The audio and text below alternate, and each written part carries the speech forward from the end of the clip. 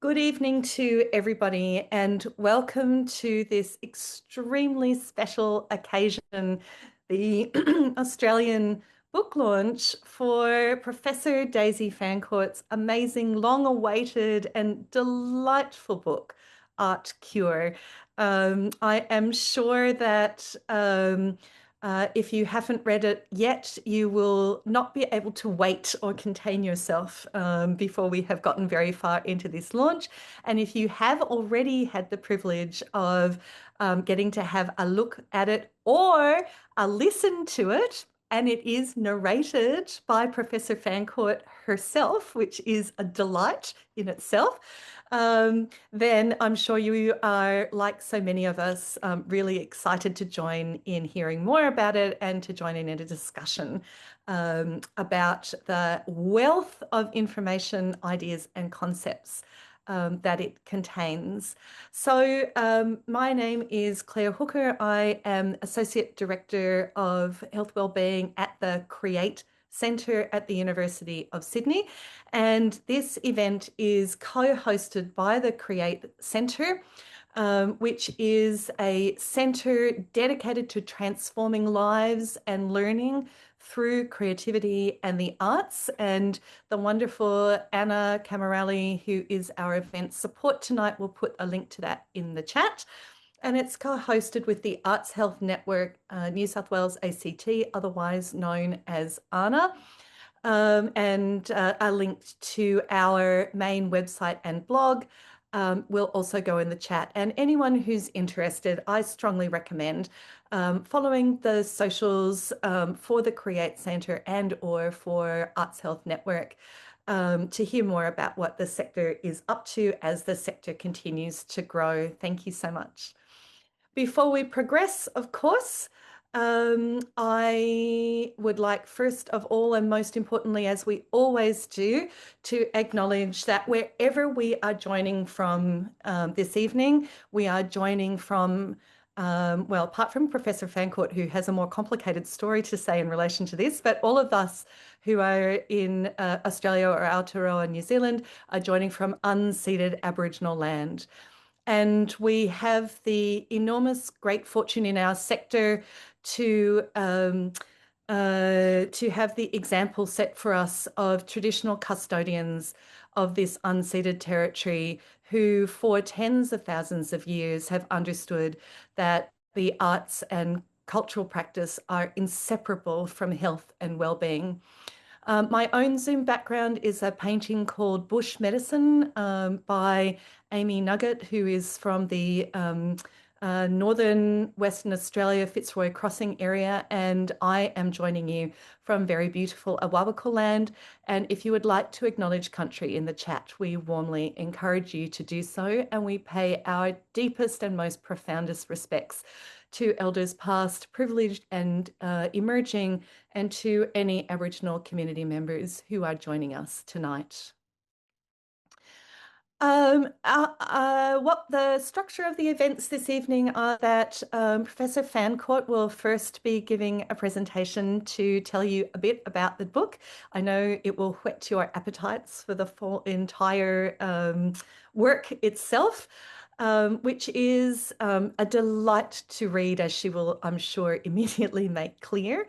And then after that, we will kick our discussion off with reflections and questions from the newly elected president of the Arts Health Network, Dr. Barbara Doran, and by long-time member Diane Busatil, both of whom are also arts practitioners in this space. And we look forward to a discussion where you will be able to post your own questions in the chat and put them to Professor Fancourt yourselves.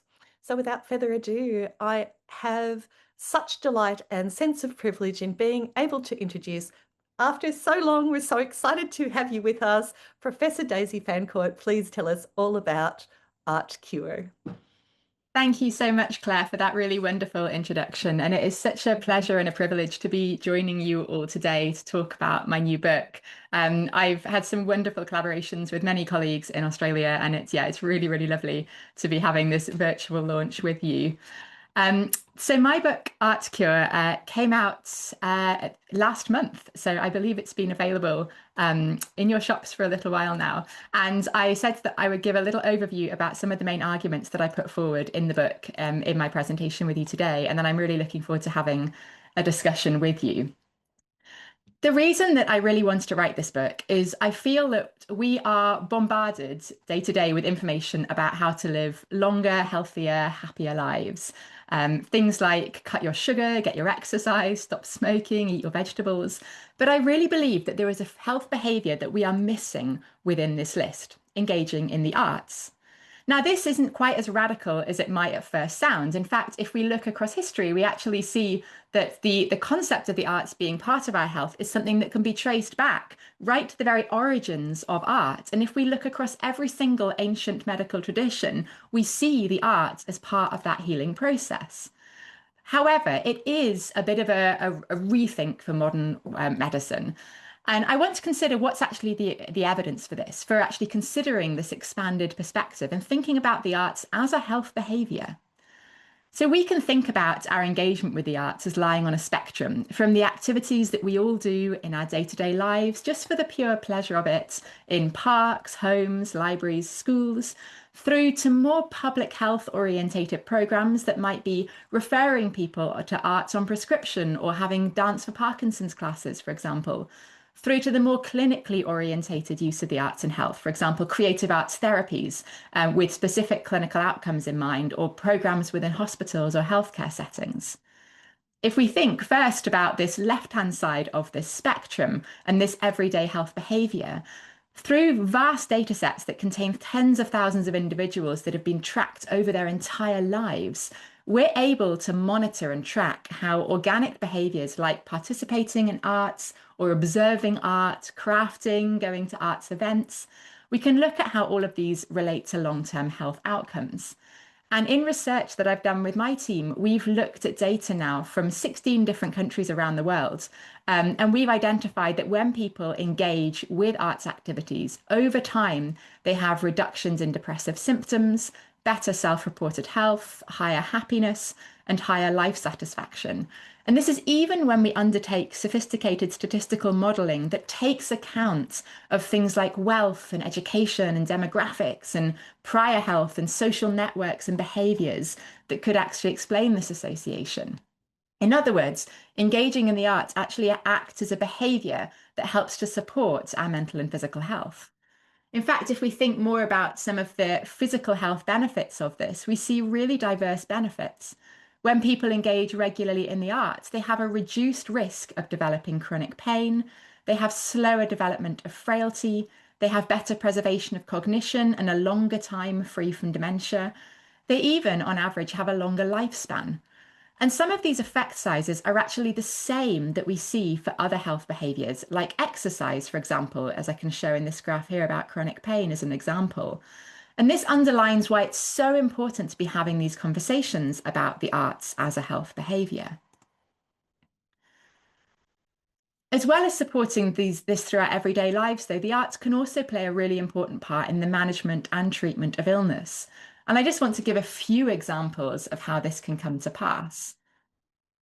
If arts activities like arts therapies are offered alongside standard treatments, they can actually augment benefits. Scientists in Finland found that adults with clinically diagnosed depression who are offered music therapy alongside psychotherapy and medication actually had even greater improvements in their symptoms over the next 6 months. In fact, they were 3 times more likely to have a substantial improvement in their mental health.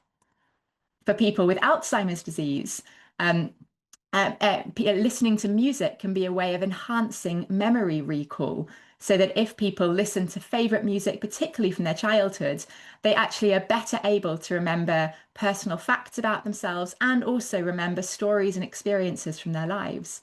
And they also experience lower levels of behavioural agitation during times like bathing or meal times, and they have improved mood.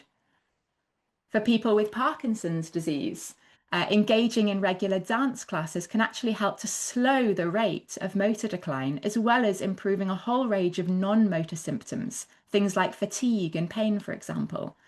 And the size of these improvements is big enough to be considered clinically meaningful. And the improvements can be seen within just 3 months, meaning that we now have over 300 communities around the world offering dance for Parkinson's classes. In children with cerebral palsy that leads to a one-sided paralysis or hemiplegia, specially designed magic tricks that incorporate hand therapy exercises can lead to improvements in the ability of these young people to use both hands together. In fact, after just 2 weeks, 92% of the children show improvements in their hand function, with 75% of this maintaining this several weeks later. And in fact, the neuroimaging studies show that the parts of the brain that are involved in the hand movements show increased activation within just 2 weeks of engagement on this program. Within hospitals, the arts also have a really crucial role to play. For example, in stress management. For young premature babies in intensive care, just listening to music can help to reduce heart rate, blood pressure, and improve oxygen saturation. It can also help them to feed better so that they're able to maintain weight and leave hospital sooner. And for adults, looking at artwork and listening to music prior to surgery also reduces our stress levels like heart rate and blood pressure, and actually reduces our need for anti-anxiety medications, sedatives, and pain medications like opioids. In fact, the arts are actually more effective for perioperative anxiety than anti-anxiety medications like benzodiazepines, but they're cheaper and don't bring the side effects. And there are, of course, many, many benefits for young people as well. Amongst young people in school, arts engagement in extracurricular activities is related to a lower risk of future antisocial or criminal behaviours. And there are also specific programs that have been set up and demonstrated to be able to use the arts to tackle antisocial behaviours and show improvements in things like bullying and aggression and truancy. And we also see this extending through to programs that are used within criminal justice systems. In the US, one of these programs called Shakespeare Behind Bars actually helps people in prison to put on plays. And evaluations of this and various other programs show substantially lower reoffending rates amongst those who take part. And as a final example, the arts can also play a critical role during healthcare emergencies. During Ebola, for example, arts-based approaches from music videos, radio plays, murals, and storytelling were used to help reduce mistrust and improve preventative behaviours. One of these programs, which was called #ISurvivedEbola, is actually credited with having changed the behaviours of 1.4 million people in West Africa, helping to stop the spread of the virus.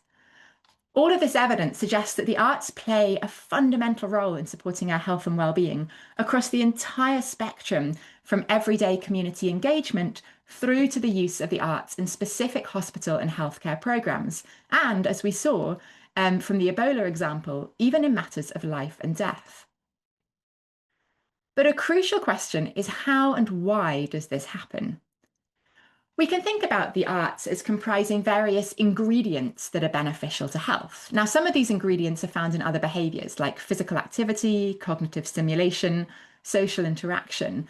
But there are others that are particularly strongly expressed in the arts. Things like multisensory stimulation, creativity, aesthetics, and imagination.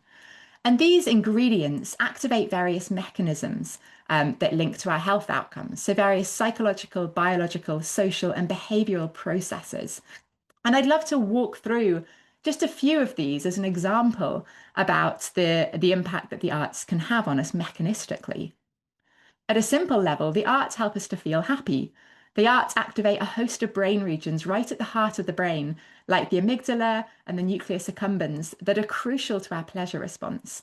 And specifically, the arts activate reward networks like the dopaminergic reward system, which leads to the release of neurotransmitters like dopamine that help us to feel happy.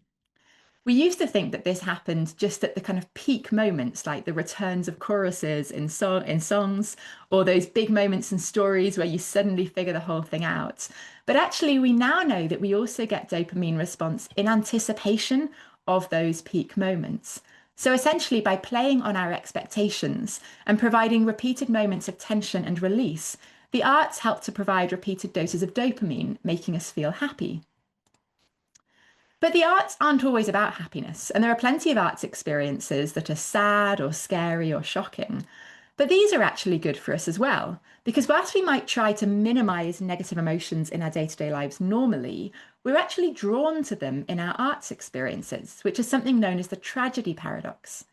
And the reason for this is that even though the arts induced emotions that we experience are artificial, in other words, they're a result of an encounter with art rather than a truly sad or shocking event in our own lives, our brains still get to experience some of those emotions. And in doing so, we get to contemplate our own responses and practice how we might manage them, but without having to face the real life consequences. And this actually builds the ability of our brain to be able to respond to complex scenarios in our real lives, something known as predictive coding. And actually, alongside these negative experiences, when we're having them through art, we also experience positive emotions. In addition, if you actually take an image of somebody's brain whilst they're doing art, we actually see that specific parts of the brain that are involved in emotion regulation, so helping to calm and regulate our emotions, are activated when we engage. And this is because when we're participating, like crafting or making music or dancing, for example, we're actually giving our brains a toolbox of different emotion regulation strategies. So the arts not only help us to understand our emotions better, but also to manage them, either avoiding emotions that are difficult or helping us to approach them, discharge or vent them or reappraise them. And this combination of understanding emotions and managing them are two of the most fundamental skills that we need in life. The arts are also really important in meeting some of our core psychological needs. We humans are driven by a need to grow and gain fulfillment, and the arts can be a really powerful way of achieving this. They can help us to have a feeling of competence, mastery, and control in our lives, a sense of autonomy, a feeling that we get to make the choices. And they can also help us to have things like a feeling of meaning and purpose in our lives. And the arts can also feed into our sense of self and identity. In one sense, they actually focus attention towards us because they help us to engage in mindful processes, contemplating our own responses or the artwork we're creating. But they also help us to focus away from ourselves, building positive identities as artists, as creative individuals, which can actually help to give us a sense of belonging and a positive identity that can help to counteract or buffer against negative identities or stigma that we might be facing. The arts also bring many social benefits. In what's been dubbed the icebreaker effect, singing or dancing with other people actually helps us to feel emotionally closer with them faster than doing things like chatting or exercising together in the gym. Mechanistically, one of the reasons that we think this happens is through arts affecting endorphins, so neurotransmitters that are involved in social bonding. And we certainly see many examples across cultures of the arts being used as a way of encouraging this social bonding, from mothers singing with their babies right from the beginning after birth as a way of engaging and bonding with them, to people falling in love during courtly dances, or actually communities using the arts as a way of supporting cohesion and building group bonds. And behaviourally, people who engage in the arts are also more likely to engage in other health promoting behaviours. It might sound a bit strange, but actually, if we engage more regularly in the arts, we're more likely over time to do other healthy things like reduce smoking or increase the portions of fruit and vegetables that we eat. And amongst young people, we know that young people are less likely to develop behavioural problems if they're engaged in the arts from a young age. Now, part of the reason for this is what's called spillover effects. So if we engage in one health promoting behaviour, it typically actually increases our impetus to engage in other health promoting behaviours. But it's also that arts engagement helps to activate other mechanisms that are really important. Things like self-control, a sense of empathy, our ability to put ourselves in other people's shoes. And all of these different skills actually influence our wider behaviours way beyond the arts engagement itself. Personally, I'm also fascinated by the biological, physiological impact that the arts have because it's some of the most objective data we can have. And it really teaches us quite a bit about how deep-seated the health benefits of the arts go. We actually know that the arts are effective manipulators of our stress response systems. Whether we're participating or watching arts activities, it helps to modulate two systems. Our autonomic nervous system, which controls the messages sent along our nerves, influencing things like our blood pressure and our heart rate and the activity of our organs, as well as our endocrine system, which leads to the release of various hormones around our body, including stress hormones like cortisol. When we're participating in the arts or watching, these experiences can help to reduce stress hormones like cortisol and also reduce our blood pressure. And interestingly, we see this not just over short sessions. You can see these benefits within half an hour of doing something creative. But actually, if people are engaged regularly, we actually see different patterns of biological stress response over time, so over weeks and months of engagement. In fact, one of the things that we've looked at as well is trying to understand the other biological systems that are affected by arts engagement beyond stress. One of the things that we've done quite a lot of work of in my group and other groups have done as well is looking at the impact of arts on immune response.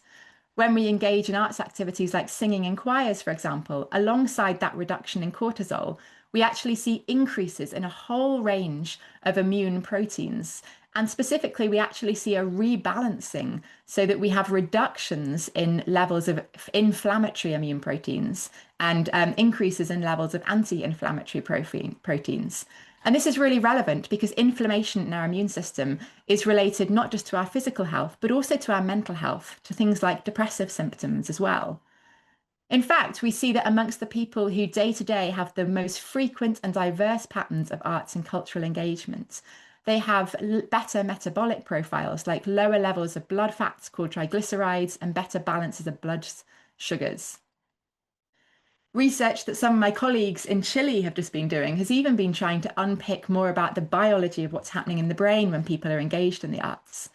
They found that when people are regularly doing arts activities, they actually have better connectivity between regions of the brain that are vulnerable to aging. And when they look at dancers, musicians, and visual artists, they actually see that they have younger brain ages compared to people who don't engage. We see that this is particularly the case for people who are experts, who are professionals. In other words, they're spending a large amount of time engaged in the arts. And it's really exciting because this helps to explain some of those results that we've seen that I presented earlier on things like the cognitive benefits and the benefits for dementia risk reduction. And my team and I have recently started to look at other aspects of biological aging. One of the things we've looked at is creating indexes that consider lots of different biomarkers across different biological systems in the body.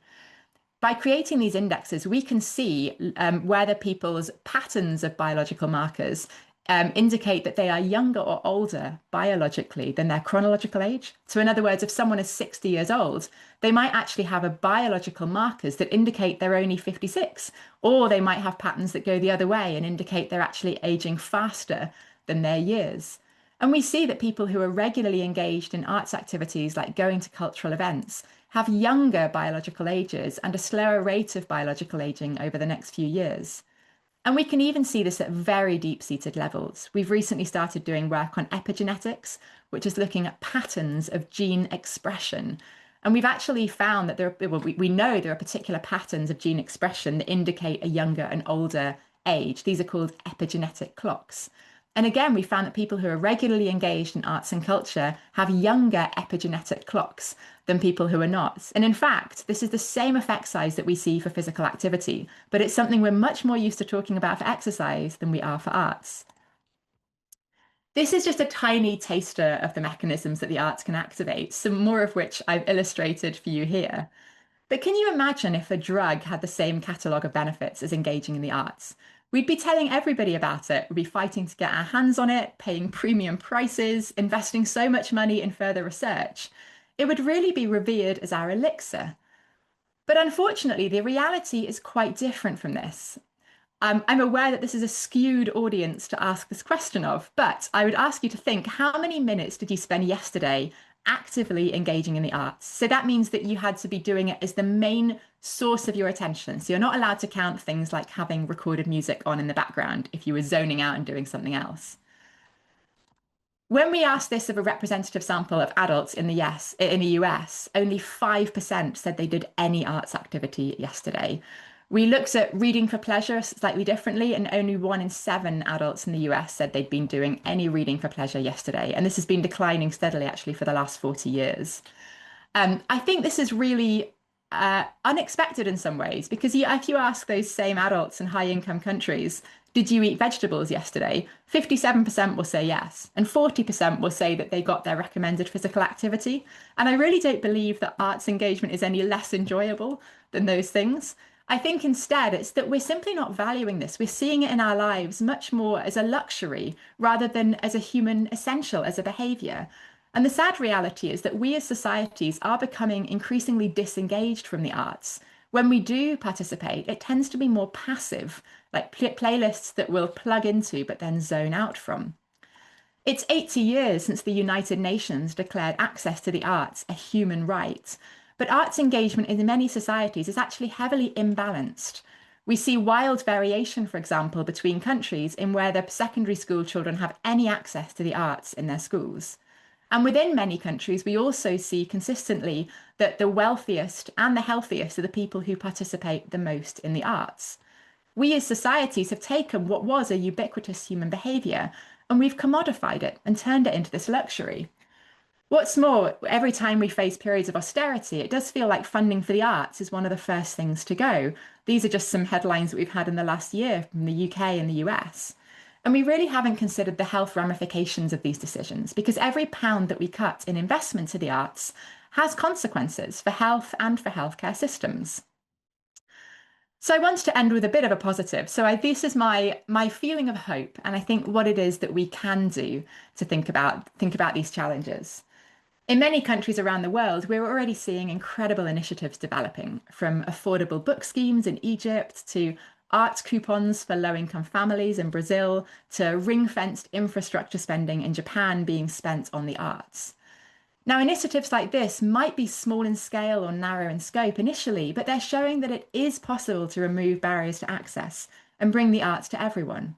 Imagine if we could develop and scale these and actually achieve the UN human right of art for all. In over 40 countries around the world, we're also now seeing social prescribing initiatives being developed, which are providing arts and community activities on prescription to patients. Analyses that we've done in the UK have been showing in our country the really phenomenal impact that this can be having on individuals and the health system. I know there have been wonderful evaluations that have been coming out in Australia as well. Imagine if we could develop schemes like this further to provide complementary support to medical treatments across the entire spectrum of health and illness. Yes, this does require investment, and we're all aware that budgets are tight, but actually engaging people more in the arts is financially worthwhile. Working with health economists commissioned by UK government, we monetised the health benefits in terms of the general health and well-being impact that it has, thinking about how this affects everyday well-being and things like our quality adjusted life years, thinking about the impact on health and social care service utilisation, and also thinking about the impact on productivity, whether people are more able to work or volunteer or engage in unpaid caring. What we've actually found is that amongst working age adults alone, the general health benefits just from these 3 types of outcomes in the UK are worth £18.6 billion a year to society. Imagine if we could double the number of people who were engaging in the arts.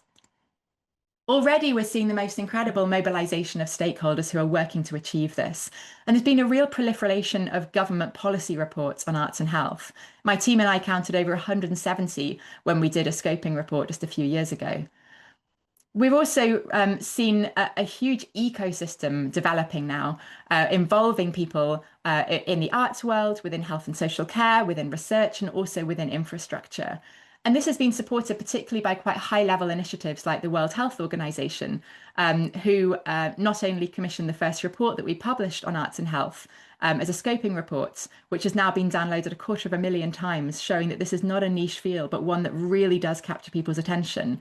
But WHO is also now working on a roadmap that's considering how we can integrate the arts more within global health policy to support global health goals. Really, what I argue for in Art Cure is that we need a reconceptualization of the arts. They're a fundamental human behavior that influences individual health through the myriad mechanisms that I've described here and many more. but that also has further reaching influence on the structural and social fabric of our societies. An important question is this too ambitious or premature as a vision or something to be talking about in this way? And I want to highlight that in science, we always want and need more research and more data and more answers. And it's really vitally important that we are still cautious because the arts are not a panacea and they can at times do even more harm than good. We have to be wary of hype and sensationalism and poor quality science. And something I actually do within ArtCure is talk about this, call out some of the myths, and talk about times when actually the evidence does not support some of the things that we might believe in public consciousness. But I also think that in practice and policy, we have to act on what evidence is currently available and do things that we think are going to benefit people the most. And the truth is, if we wait, we're not just pressing pause, but we're also sitting on the sidelines and likely watching whilst arts engagement dwindles and financial investment in the arts within communities starts to evaporate in many countries around the world. And that's why I think it's really important that we're having these conversations about this now and trying to raise awareness about this evidence base and about the impact that the arts can have. If we look back over the last few decades, then every health behaviour that we're now familiar with has what I call a seatbelt moment, a time when people suddenly woke up and realised how important that behaviour was to their health. So, an example is seatbelts in cars. It took years and decades of lobbying from scientists and community groups arguing that seatbelts were essential to people's health and safety before finally in the 1990s they started coming into force. And we've seen this for many other behaviours as well. If we look back in the 1980s, there was still debates about whether exercise had health benefits. So I think it's important to recognise that many behaviours that we now take for granted as being important for our health went through a process of developing the evidence base, engaging in grassroots activity, and trying to change public awareness and policy awareness about the importance of their behaviour. Really, I believe that the arts are overdue their seatbelt moments. Because if we flip things around, instead of arguing that we all need more arts in our lives, we should really be worrying about the impact of not having regular arts engagement. Because if we turn all the findings around, then actually arts deprivation is linked with an increased risk of depression, dementia, chronic pain, harmful behaviours, physical decline, even premature mortality. And by not ensuring equal access to the arts for everyone, and by allowing them to be unevenly distributed but within and between societies, we're exacerbating health inequalities. And that's why I'm really delighted to have published my new book on this, where with the luxury of not just 30 minutes, but 300 pages, I get to delve much deeper into the science and also give case stories and inspiring stories of programs who are putting this into practice and people who've benefited from it. And I really consider in the book, like where the evidence base has got to and where I think we can all go from here. I really believe that we're at this seatbelt moment, so I'm really, really excited to continue these discussions with you. And thank you so much for your attention and for the organisation of this wonderful event. Thank you so much, Professor Fancourt, and I can see all of the emojis of joy and appreciation drifting up across my screen, and I'm sure from many others.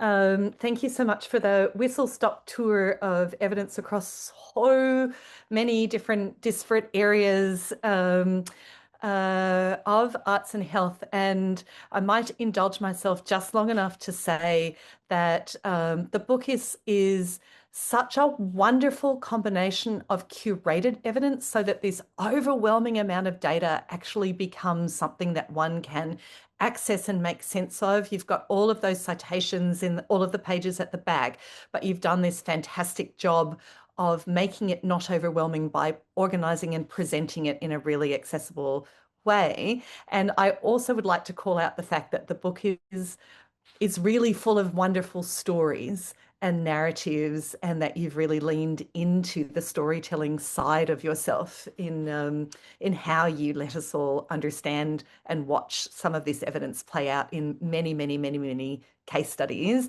and with reference to many, many artworks.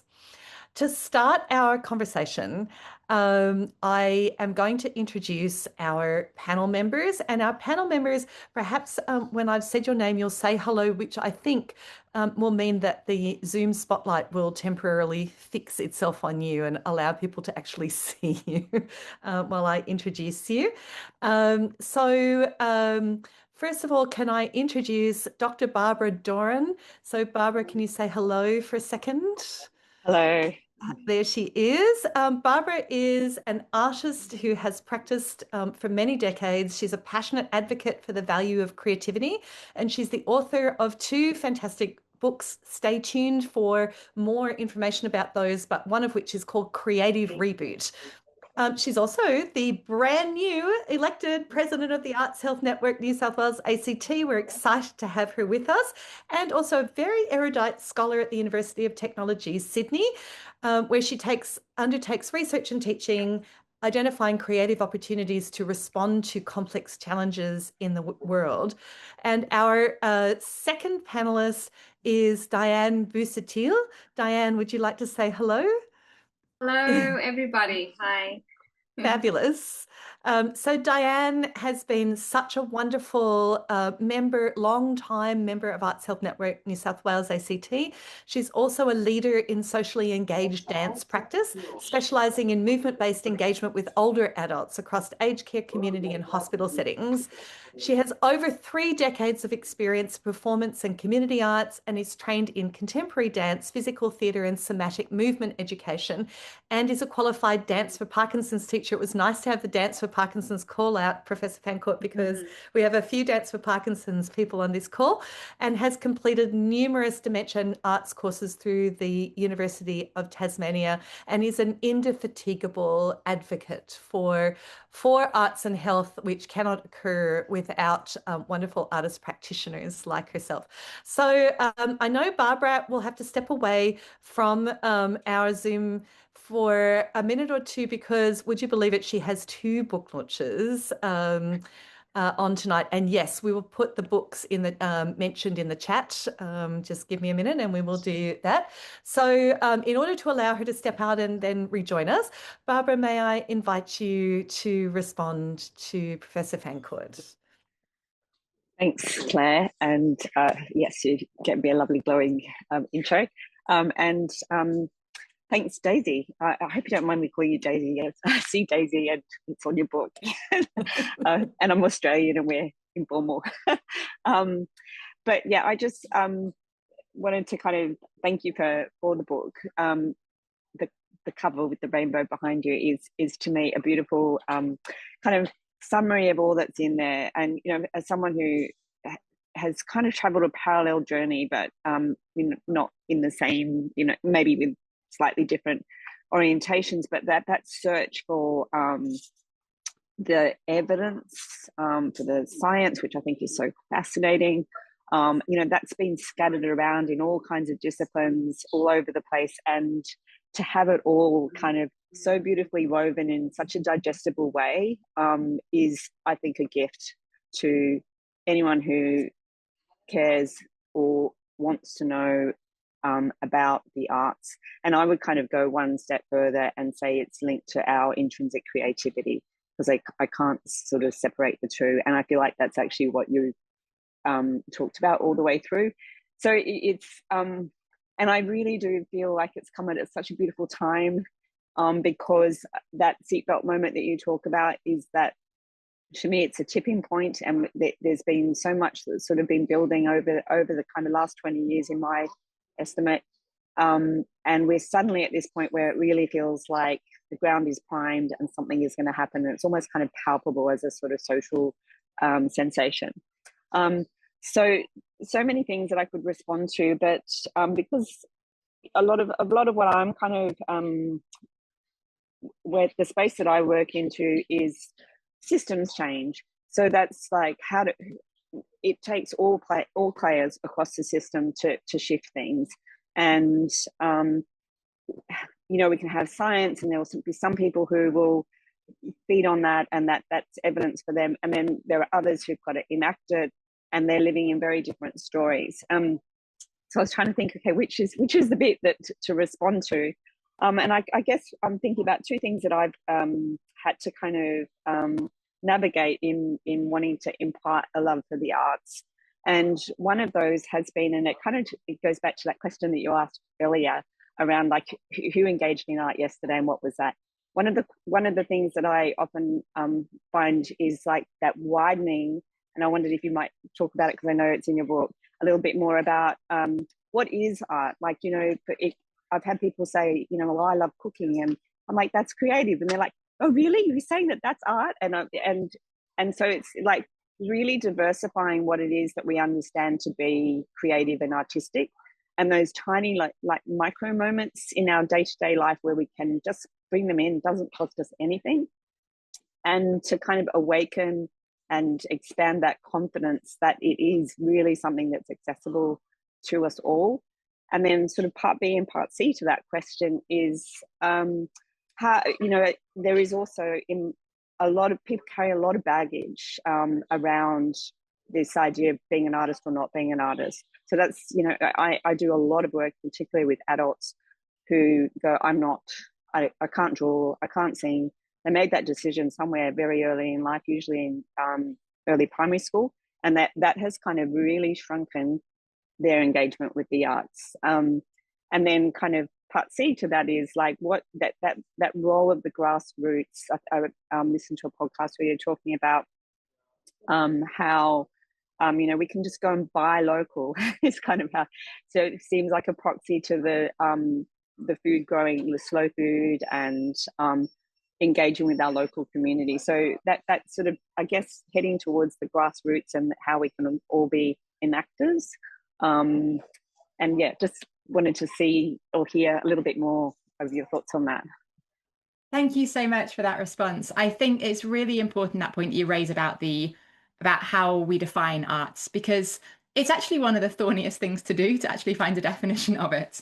What I argue in the book is I think there are some core ingredients within the arts that are important here. So some of these are things like creativity, aesthetics, imagination, multisensory stimulation. And I think that this is a good way of starting, is to take this ingredients-based approach, because if we take that, then of course that naturally includes many of the things that we automatically think about as arts, like performing arts, visual arts, literature and reading, and crafts, for example. But it also allows us to include things like you mentioned around cooking. Now, if I just boil a bowl of pasta for supper, then that's not art, I would say, because that's been quite a utilitarian thing. But if I'm baking a cake and I'm decorating it, or I'm creating a new recipe, that's got all of those same creative ingredients as other arts experiences. And similarly, if you think about things like horticultural arts, so growing and arranging flowers, circus arts and magic tricks, often things as well that we might categorize as sport, like rhythmic gymnastics. It's a sport, but it is also an art. And I think it's really important that we include all of these, because otherwise we risk coming back to definitions that might be more exclusive and might not acknowledge as well kind of local indigenous practices that still actually, even if they use different terminology, are still activating those same ingredients and therefore having those same health benefits. I really like your point as well about this sort of everyday little things that we can do, the micro moments. And I think this is really nice, because there can also sometimes be this pressure with arts that we need to be like doing like an arts class, or we need to be really good at it, and we've got to be having like large chunks of time.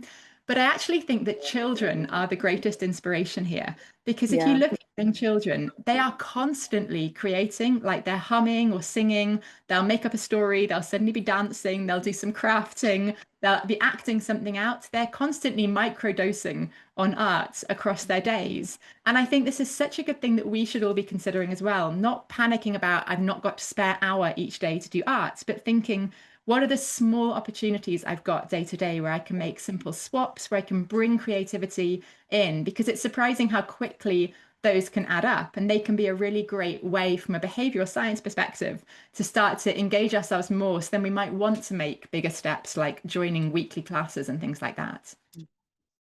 Thank you.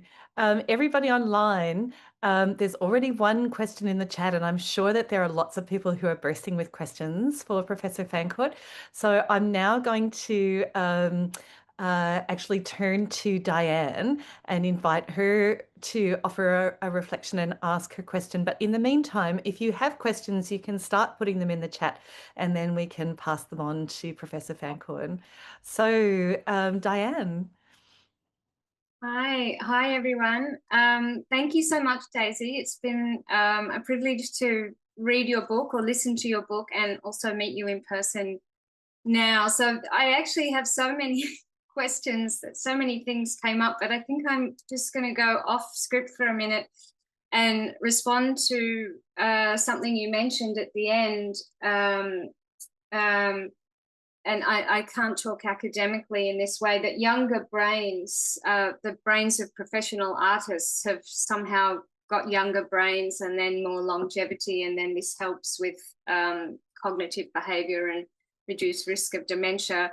I started dance and circus arts from a very young age, and I strongly believe that a sense of play in adult life brings all of these curiosities and sense of liveliness to everything that we do. And of course, that branches across into many different art forms. So I just wanted to comment on that, because I think that's a really strong point that I've not really heard having that relational aspect before. But something I wanted to talk about was the advocacy and scope of practice and how we value artists. And I have listened to some of your podcasts and interviews, so I know you've touched on this before. But how do we uphold our rights when we have an expected scope of works within a health capacity, and then potentially creating unsafe environments for both ourselves and the people that we're working with? And I'm going to give a specific example. So I run dance, movement and theatre programs in aged care settings, and also more recently in hospitals. Now, when I'm running the program in the hospital, it's understood that I'm the dance artist, and I'm absolutely not expected to do any physical lifting or handling of the patients. However, when I'm in an aged care setting and there are staff shortages, they will ask me to help with lifting or moving people around. And of course, I want to help them, but there are risks involved, and also it's not. I'm actually not covered by insurance. So it's on practical terms, it's just something that I can't do in my scope of work. So where do we measure these boundaries, and how do we set a set of working environments that protects the artists who are working in these clinical environments, and also educate the people that we're working with?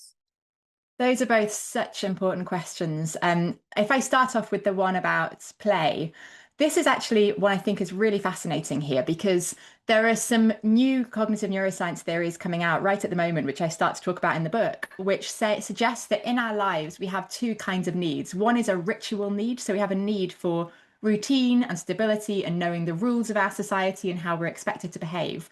But the other one is what's called a kind of festive engagement. And this is the chance to play. And kids do this automatically, but as adults, it's important too. So actually being able to engage in make-believe. And it argued that the reason our brains need both is the ritual gives us that stability and grounding and expectations of behavior. But the festive allows us to test all of this. It allows us to test those boundaries, to consider alternative realities, to challenge our societies and ways of thinking. But because it's being done through art, it gives us a way of doing it in a kind of safe space, a way where our disbelief is suspended. We might be more open to new ideas. And actually, this is, if you look at art across history, some of the most incredible examples of art are the ones that have challenged, that have been acts of protest, or have been ways of flagging up issues that people have been trying to raise in verbal debates, but art has been able to raise in a very different emotional plane. But it's also important that we're doing that at our own individual level. If we're doing things like acting, going to festivals, carnivals, dancing, we're giving ourselves a chance to try on these alternative realities, these alternative identities. And that actually helps us to develop our own sense of self and our brain's own ability to predict and engage in the world. Your second point was then, I think, a really critical one, which is around this issue of the boundaries between art and health for people that are working at that space. I think one of my concerns is sometimes that because the arts programs have health benefits, sometimes artists become kind of drawn in almost like auxiliary health professionals to support with people who have health needs. And it's fine if those are artists who've been trained in that, and they might be like trained therapists, or they've got clinical supervision, or they've got experience of what they're doing. But it's another thing if we're suddenly expecting an artist to take on a whole like patient cohort essentially into their programs without that support and training. I think it's been sometimes where things like social prescribing or arts on prescription, sometimes when the schemes haven't worked as well, it's been when it's come from the health service without like acknowledging the need for investment in the art side, in the artist, and when there hasn't been that really clear collaboration. But I think the programs that seem to navigate this best are the ones where there is that really clear relationship between the arts and the healthcare providers. And like the example that you give specifically, I've come across similar programs where they've actually had a rule that there is always an artist and there is always a physiotherapist or an occupational therapist or an allied health professional in the room together, because that way they can navigate these boundaries between them about people's expertise and also their professional training and even the issues like insurance. So I think that collaboration, genuinely having projects that are joint arts and health, is so much more effective than having ones that are arts popped into health or health popped into arts. I feel like that's going to be our headline grab quote, that importance of collaboration coming out of this webinar. It's a wonderful response. Questions from the chat. A curious question: does even thinking about the arts have the same effect as watching or observing the arts, and then the same effect as doing art? So what does the data tell us about levels of engagement? This is a super interesting question. So there have only been some studies directly comparing the thinking about and doing it, but some really cool ones. So one of them looked at people who had MS, so multiple sclerosis, and was looking at listening to music and how it improved walking. But they actually showed that when people listened to music and were walking, it could help to have better gait and balance and faster walking speed. But if they actually, over several weeks, sat each day for several minutes in a chair, listening to the music and imagining the walking, it actually still had improvements in their movements, because we know that even imagining motor function helps to practice neural connections and helps to practice even the activation of muscles through nerve signals. And there have been similar ones looking at things like doing mental practice. So if musicians do mental practice in their head, then that actually does still lead to improvements in their motor function compared to actually physically doing the practice. But I think we're all conscious, sometimes if I'm going running and I forget my headphones, I'll try and think about a track of music in my head, but it's not as effective as actually having the music there. So unless you've got phenomenal like playback in your head, I think we'll always have to accept that's going to be a more diluted example. In terms of the participating versus watching, there are so many benefits from watching arts, like going to plays or gigs or going to galleries, for example. But I kind of think of it often as, well, what's the extra ingredients you're getting through participating? So sometimes if you're participating, then there is like the tactile sense element. There could be more like motor response as well. There might also be more of a social interaction if you're then like actually in a group with other people. So for certain health outcomes, we don't see that there's much difference, for example, often for some mental health outcomes. But equally, there are other health outcomes that where actually you do need those extra ingredients that you might get from the participatory, but not from the more receptive activities. Amazing. I'm actually going to invite Martha Waugh, who is the Arts Health Network Secretary, very hardworking, also a early career researcher, to ask her question, which is in the chat. Martha, would you like to pose your question? I would love to. Yes, absolutely. Very simple question. What's on the top of your wish list for future arts and health research? So many things. How much time and how much money have you got? I think personally, I've got two big things that I'm really working on at the moment. One of them is looking more at the population health benefits. So like the kind of work that we do with those massive cohort studies that tracks people over year or decades. I've been very conscious that a lot of the analyses we've done from the UK, the US, Europe, and that's not globally representative. And we've seen a lot of excitement on policy levels at what's coming out. But I've got this big question about, well, is it the same thing if actually we're looking at countries where arts engagement is really differently defined or valued or patterns? So we've recently won funding from the Wellcome Trust, where we've got 7 years now looking at data from 52 different countries, which includes a big focus on low and middle income countries and global south countries. And we've got the data already. We've already found the longitudinal data in cohort studies, but that's, I think, going to really revolutionize our understanding about the large scale public health impact. And I'm fascinated to see if it genuinely occurs in every culture, even ones where the arts are not leisure, but are embedded in everyday life ritual, folklore, and ceremony? Or are there differences? Like, does it matter on the socioeconomic patterning of the country based on these results?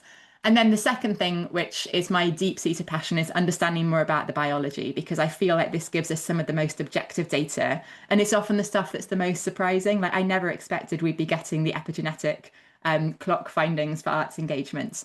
So we're already, again, with that same Wellcome grant that we've got, we're really probing the molecular biology of arts engagement. And I'm super excited about what we might find with that over the next few years too. Professor Fancourt, I'd like to introduce the co-chair of the Arts Health Network Queensland, who's also a Dance for Parkinson lead in Australia, to ask her question. Erica Rose. Hi, Claire, and thanks so much. What a fabulous book and presentation. So I'm really interested in the fact that you're looking at data over longer periods of time, over these multiple settings, with looking at sort of these different scenarios. But having run classes here in Australia for over 12 years, really to explore a little bit that idea of thoughts on systemic change and sustaining existing programs or ways of working, with the call for innovation, the long timelines that happen for sort of behavioral change or sort of advocacy, combined with research. So what are some of the strategic ways of looking at how all those different factors interrelate? Could you just explain that a little bit more? Is it about interventions or policy change, or?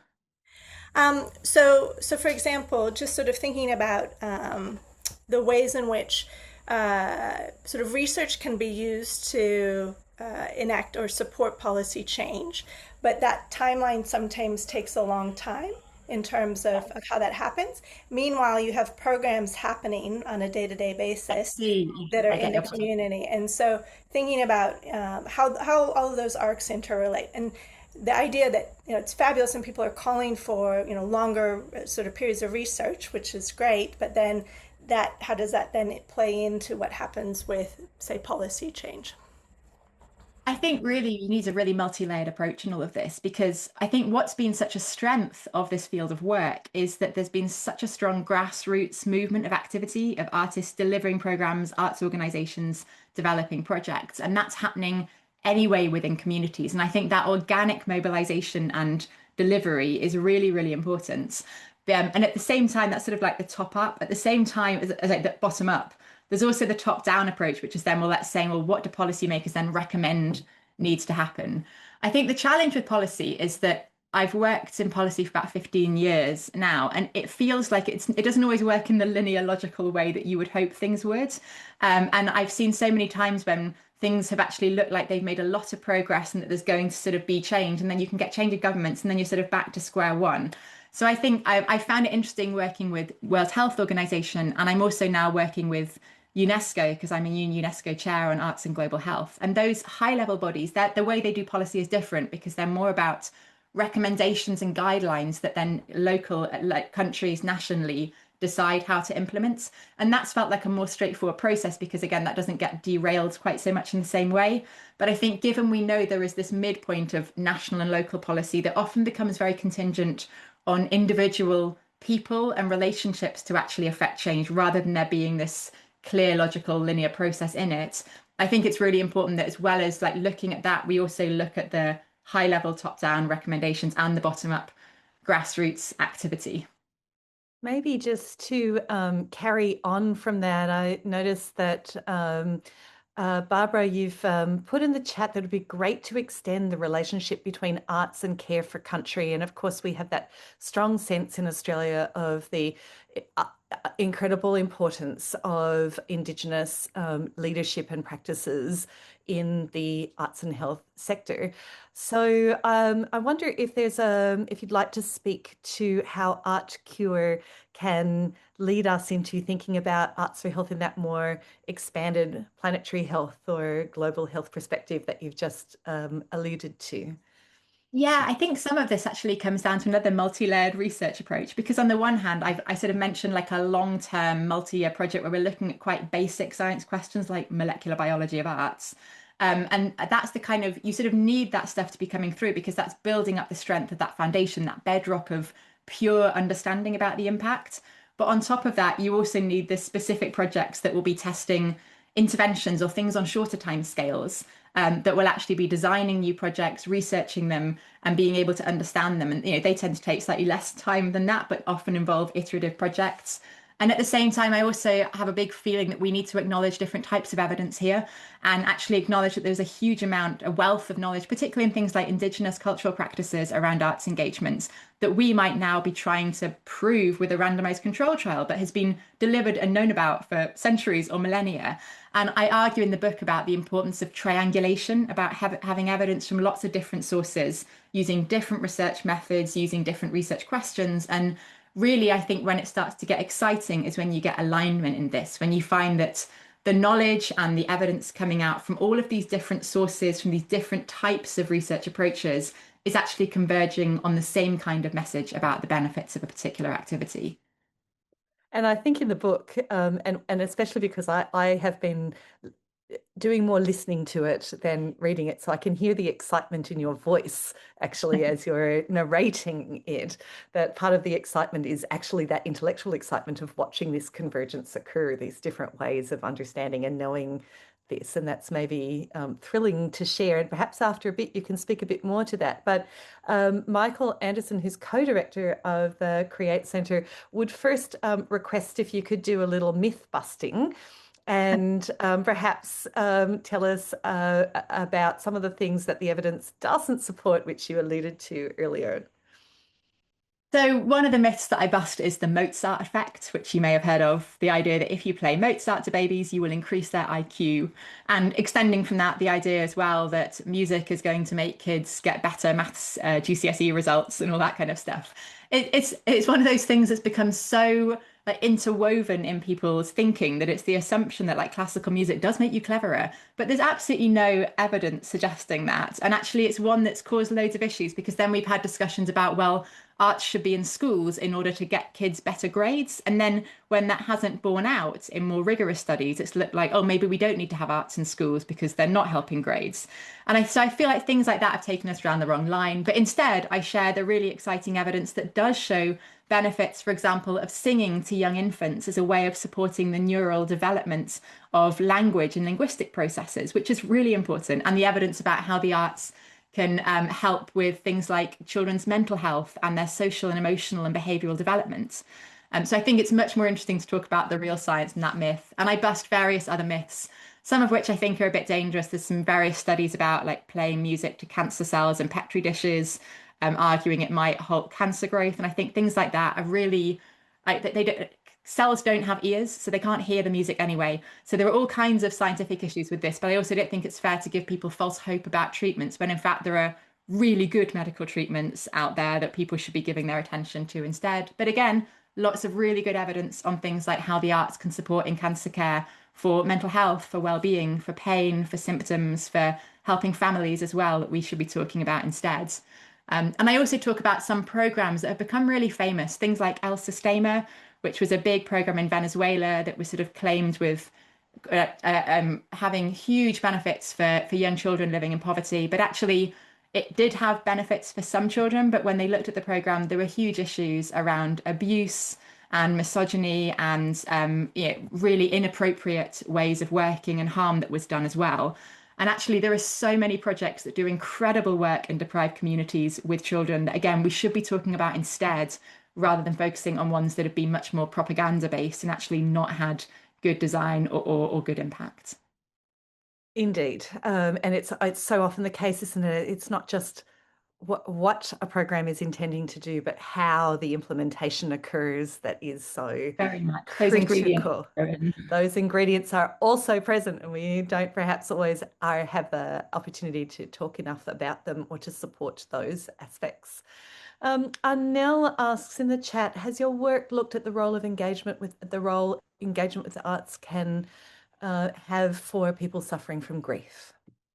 Yes, this is actually how I end the evidence chapter in chapter 7, thinking about all the evidence, is actually the fact that instinctively across cultures all around the world, it's the arts that people turn to for grieving, whether that's songs at funerals, poems that are read out, epitaphs, or the use of photography and photographs and memorabilia to remember people. It's instinctively what all of our societies use as a part of that grief process. And I talk about some really moving projects that have used the arts either as sort of targeted therapies with families, for example, when they've lost a loved one, but also programs that have looked at how we collectively use arts as a way of collective grief expression as well. I think it's one of these things that we all do but don't talk about. And again, something that we then often don't then value the arts enough for that role that they are playing at arguably the time when we most need them. There's a question actually from one of your colleagues who's joining us from the UK, so you're not the only person who is doing this at an exceptionally early hour. Asking, you've alluded to this actually already because we've talked a lot about young people and playfulness and creativity, but it would be great to hear more about what your research has identified about the concepts and processes of creativity and imagination, and how, especially for children and young people, but I guess maybe also for many of us, how these can be embedded more in our education systems. I might even extend that and say an adult life. Creativity and imagination are arguably going to be the most important skills for moving forwards, but given that we're now heading into a world that's going to have a lot more AI for running of many jobs. For the current generation that's growing up now, 70% of the jobs they will do haven't even been invented yet at the current projections. And arguably, given that AI is now heading towards a stage where it'll automate a lot of routine practices, a lot of the debates going on at high levels are saying that the skills that are going to be most important for us humans still to have are the ones around creativity and imagination and innovation. And of course, the arts is absolutely fundamental to the development of this. But I think this is a challenge with the way that we're viewing learning at the moment, is actually a lot of the skills that we develop are much more still around the kinds of activities that AI is probably going to end up doing for us, or largely doing for us over the next few decades. I think that there's a lot more that we could be doing to develop this through integrating arts as more mandatory, like embedded parts within curricula. And I think it's the same for adults, because we actually see very clearly in the data that when you look at arts engagement across young people, it drops off systematically the older they get, right down to those figures that I gave for adults. So there very much seems to be a sense that we leave this behind to focus on the serious business of being grown-ups. And again, I'm not sure how this is going to be supporting us from an industry perspective, but also how it's going to be supporting us from a mental health perspective. And mental health is one of the biggest challenges we're now facing in our entire planet. And it's actually something that arts engagement can really support, and something I therefore think we need to be embedding across education, but also into kind of a lifelong learning approach. Barbara has asked if there are good examples of how to balance the way we represent the arts that tell more instrumental stories, the kind of thing you've just said. It'll get you a better job than AI will be able to achieve for us. With something that is more about the ineffable, the holistic, the orientation to flow and freedom, or difference from reductive explanations. Look, I think your book is a kind of ode to trying to get this balance right, and an ode to how exciting it is when somehow we can have this not seem like opposition, but something that can work together. And I found in your book that it comes out in particular because you're so dedicated to developing a narrative voice, which is not what we would normally hear from you as an extremely public intellectual in this area. So I guess maybe can we turn that question into, how did it feel to lean into that narrative voice? And is there any story that you would like to share from the book, either about yourself? And I would just like everybody here on this Zoom to know that spit girl, did some fascinating research, but also has a very moving, poignant story about personal experience of the benefits of the arts. And I'm going to have no spoilers, so you can have no spoilers too if you want everyone to go out and buy the book and find out what I'm referring to, Daisy. But perhaps we can allow you to wrap up on this question about how we can manage to come together as a sector without feeling like the instrumental numeric stories are edging out the other things that we love so much about the arts. This was something I really felt strongly with in the book, is I want to present all of the evidence, and I've tried to do it in an accessible way. So I'm not dumbing anything down, because I think people should and want to know the detail of this, but I've tried to make sure that it's not jargon, anyone can understand it, you haven't got to be a scientist. But I've also given 60 pages of references to all the studies that I cite. So if you want to follow up any of the points specifically, you've got that resource. But I also wanted to bring real stories into this, because the thing is that this is about real people's lives. It's about the work that is already happening. And I really wanted to use this to lift the science and bring it to life. Something I felt particularly passionately about, though, was that often in stories like this, the case studies, in books like this, the case studies and stories have to be made up. They're sort of amalgamations of different people's experiences to anonymize things so that everyone's identity is protected. But I really actually wanted to have authentic voices coming through. And I felt so lucky that the people I approached to tell their stories in the book, they all said yes. So they're all real people, real experiences, even their real names. But I'm also conscious that this is a really big ask and there's a lot of vulnerability that comes with it. So that's why, as Claire mentioned, I felt that I needed to do the same. So I share an experience in the book about my youngest daughter who was premature and who we very nearly lost to meningitis. So I give that as my contribution to this authenticity. I won't pick out a story that I like the most, because the truth is I love them all and the people behind them. But I hope that they're an enjoyable narrative to really bring this science to life. And on that note, I think we are at the end of the time that we have with Professor Fancourt. I know that people are just warming up to their questions. I'm sure we could speak all day for Professor Fancourt, all night for ourselves. But we've taken up enough of your time at a very early hour in the UK. Again, thank you so much for the privilege of being with you and for allowing us to really celebrate this book. It's been so wonderful to have it. It's so great. It'll be a resource for so many of us in so many aspects of our work and our advocacy for this area. And thank you to our amazing panelists from the Arts Health Network, new president Barbara Doran and longtime member and dance leader Diane Busatil. And thank you to all of you for all of your support, all of your engagement, all of your energy, passion and excitement that keeps us going as we continue to work together to try and make sure that more of us get access to what we so desperately need, that creativity, joy in the arts. Thanks so much, everyone. Have a lovely evening.